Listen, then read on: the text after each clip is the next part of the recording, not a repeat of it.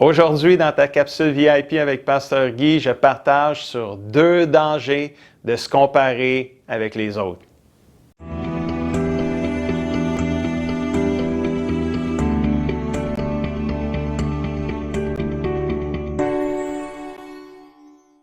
Bonjour mon ami et bienvenue à ta capsule VIP avec Pasteur Guy. Content de te retrouver à nouveau cette semaine. C'est déjà la 25e capsule et vraiment on est béni de pouvoir partager ça avec toi aujourd'hui. Et c'est toujours mon but de pouvoir nourrir ton âme afin de t'aider à grandir et devenir tout ce que Dieu veut que tu deviennes. Es-tu prêt à nourrir ton âme aujourd'hui? Je crois que oui. Le titre de la capsule, c'est 2 dangers de se comparer aux autres. Je pense que ça va être une excellente capsule aujourd'hui. Quelqu'un a dit, quand je me regarde, je me désole. Et quand je me compare, je me console.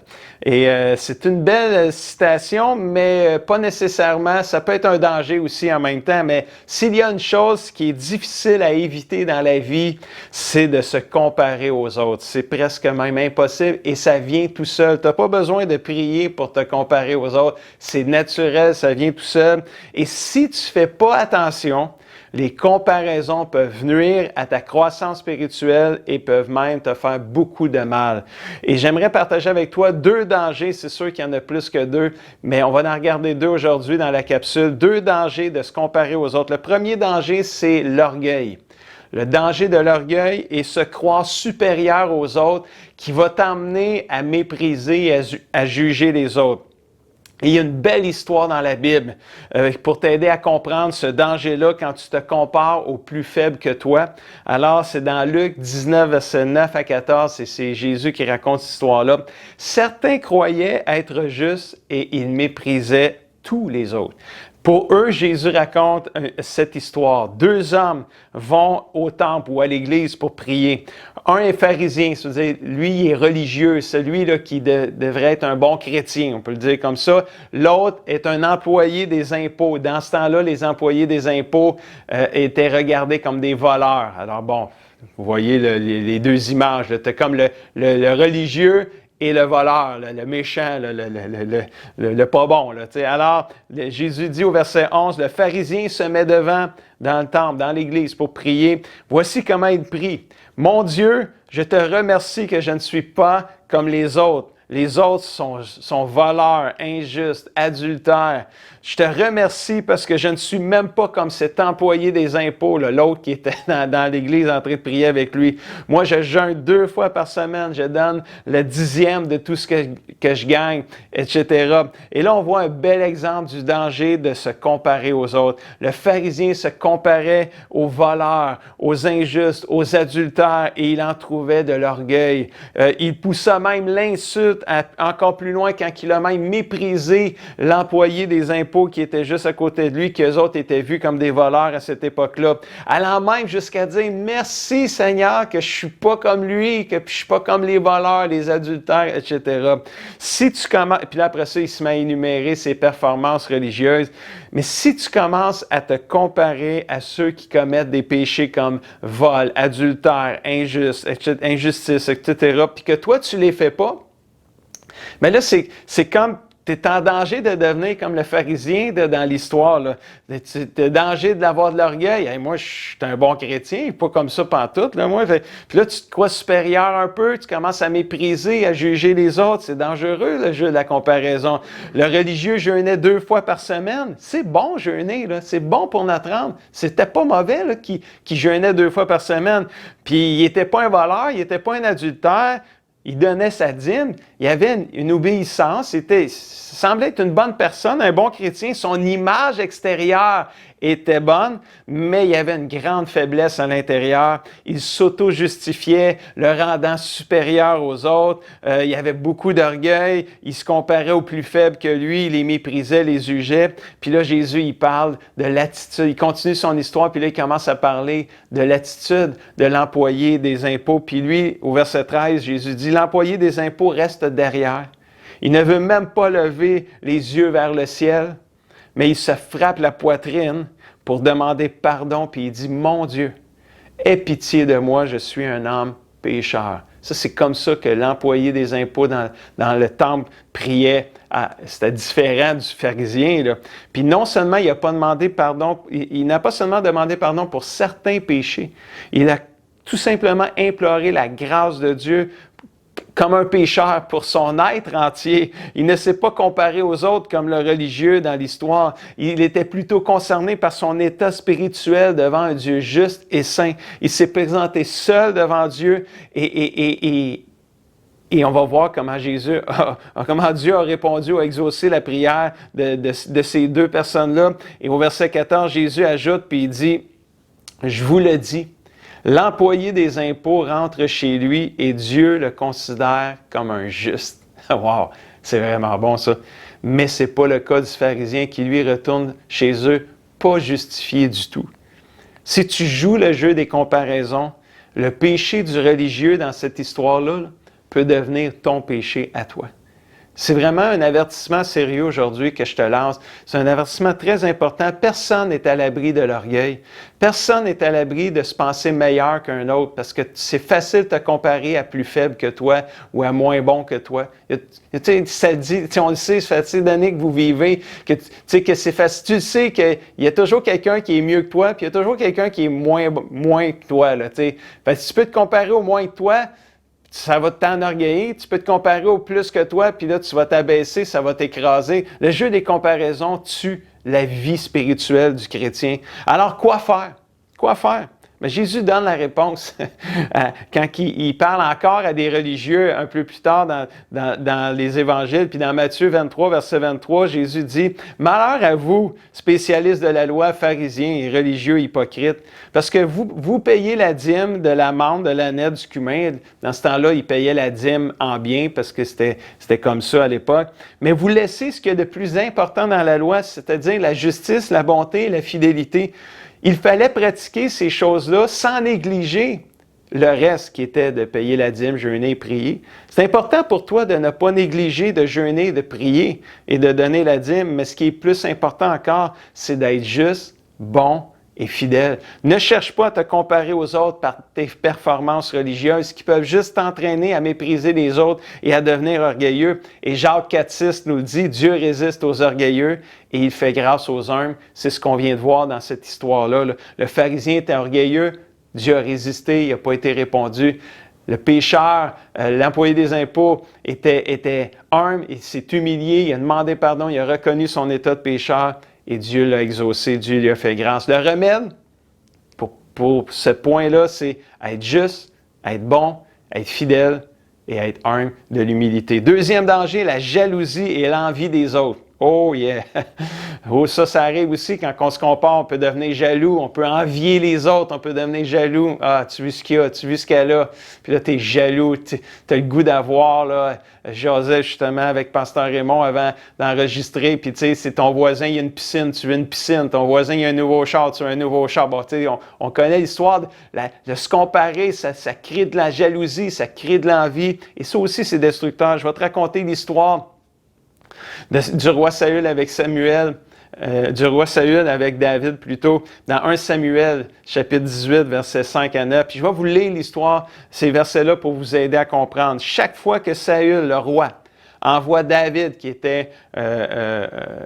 venait d'arriver à la guerre, qui venait d'arriver dans l'équipe, là, parmi les soldats. Alors, chaque fois que le roi Saül envoyait David à la guerre, David était victorieux.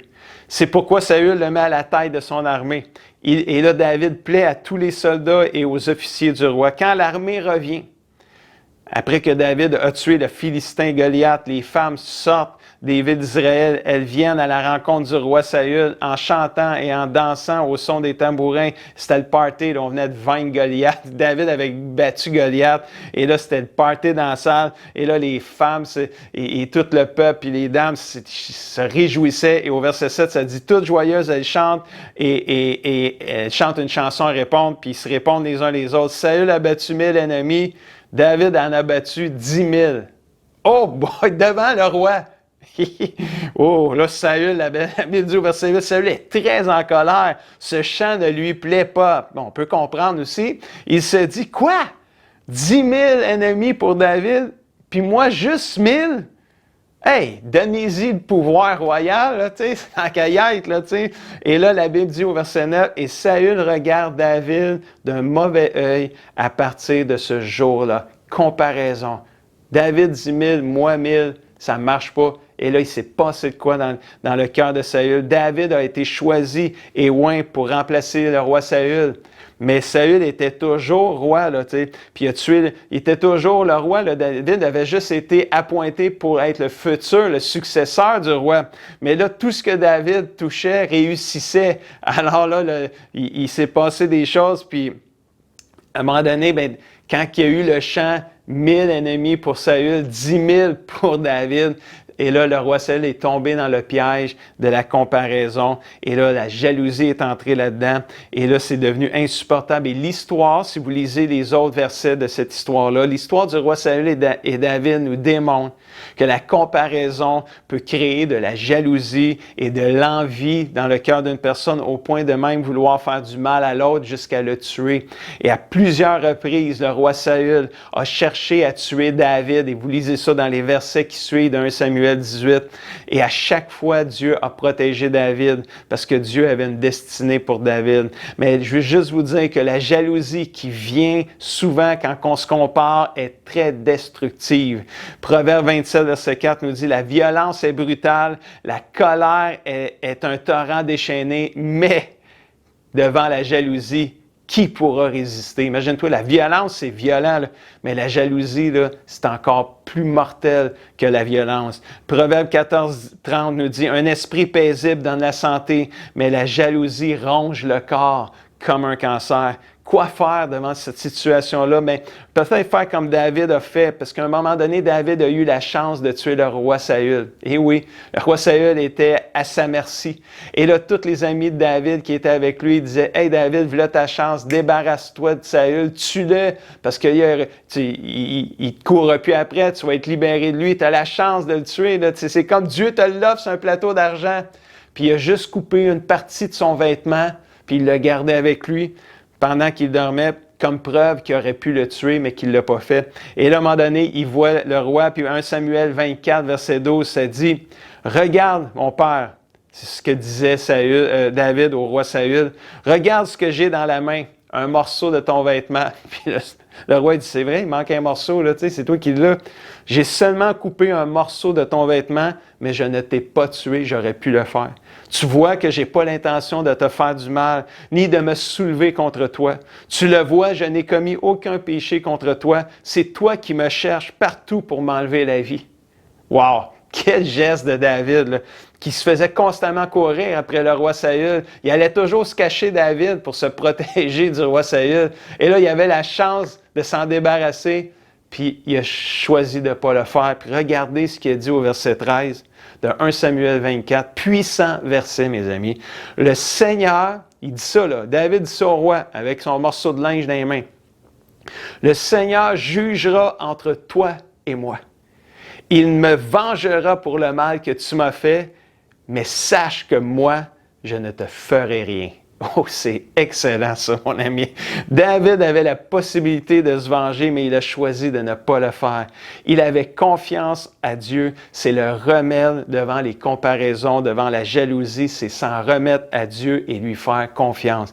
Ne cherche pas la vengeance. Ne réponds pas au mal. Réponds plutôt au mal par le bien. Attention à ne pas te comparer aux autres, car tu pourrais être prisonnier de la jalousie qui mine la santé, qui ronge comme un cancer et qui détruit les relations.